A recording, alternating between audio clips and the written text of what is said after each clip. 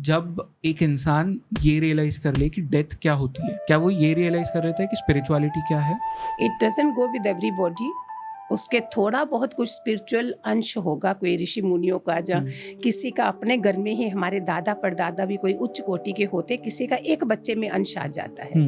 नहीं तो हजारों तुम जाते देखते हो लेकिन अंदर घटना नहीं घटती है।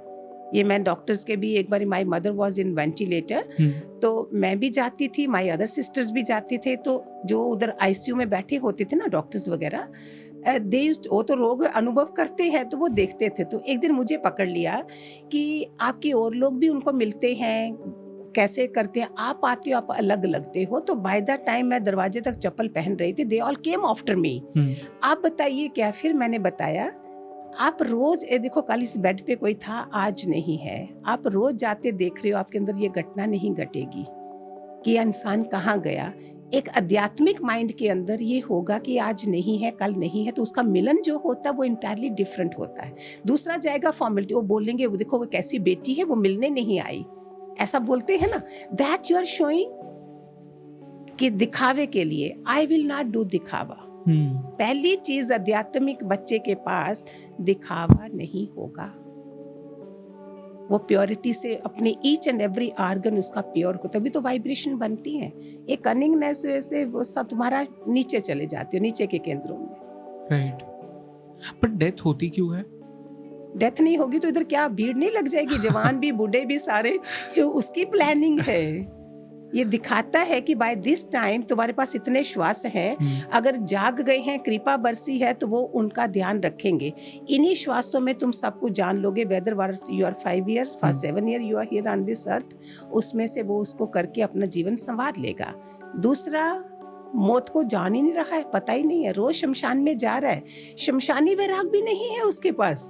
कई लोगों को शमशानी वैराग होता है, घर आए, ओ नो चला गया, 10 मिनट के बाद वो बातें कर रहे हैं। शमशान पे भी लोग बातें कर रहे, अरे यार शाम को ना उधर मीटिंग है, वो सामने तुम्हारा फ्रेंड है, कोई है, वो जल रहा है, इट्स नॉट हैपनिंग।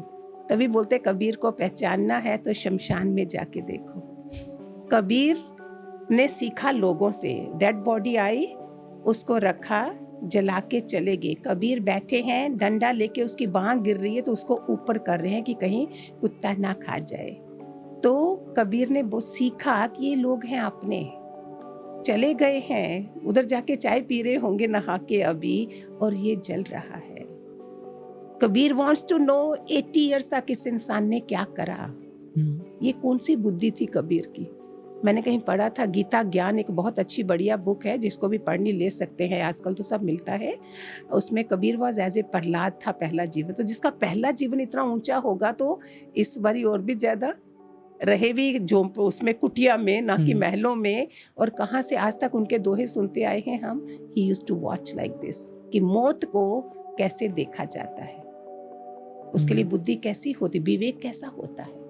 ये नहीं हो तो क्या करोगे? तुम्हें फिर कंप्लीट करने के लिए उसने बार बार लाना है। अगर आज मैं लास्ट जन्म मेरा हो तो मुझे कुछ भी करे मैं उसको भी ब्लेस करूंगी, माफ करो। कौन दोबारा आएगा बदला लेने के लिए? बदल जाना है, बदला नहीं लेना है।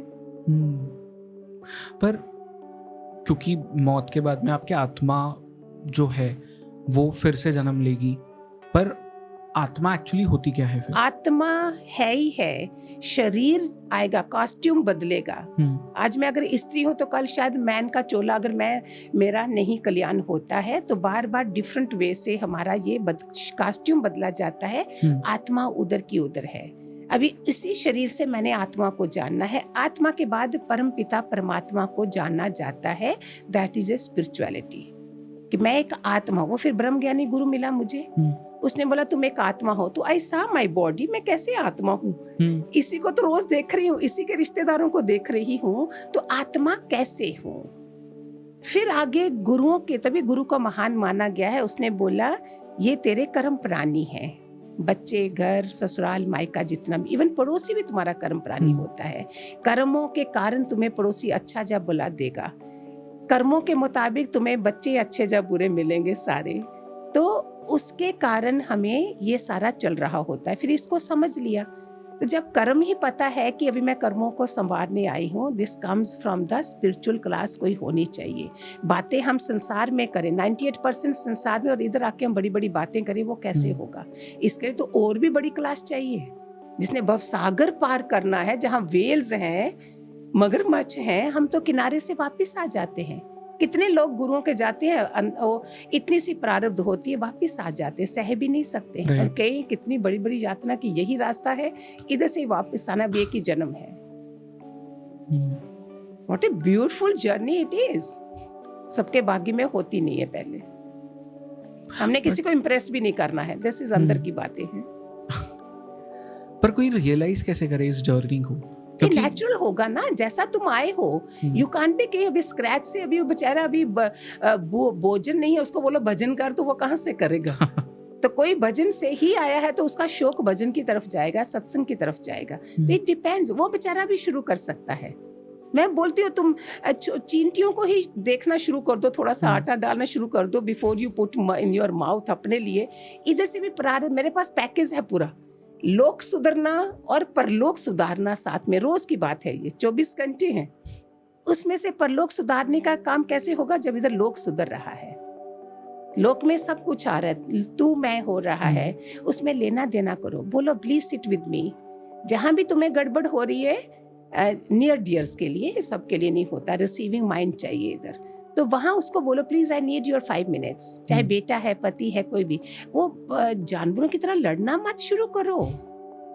बोलिए, सेंसिबल वे से बोलिए, प्लीज आज ऑफिस से आके जब बाद में मुझे 5 मिनट देना, मुझे बात करनी है। सेम सत्संग में हमें सिखाया जाता है, वहां तो पराये लोग होते हैं, प्लीज मुझे लेना देना करना है, आपने ऐसे बोला, आपने, बात खत्म। ये जो गांठें बांधना, बुद्ध ने एक बार ऐसे करके दिखाया था भिक्षु को।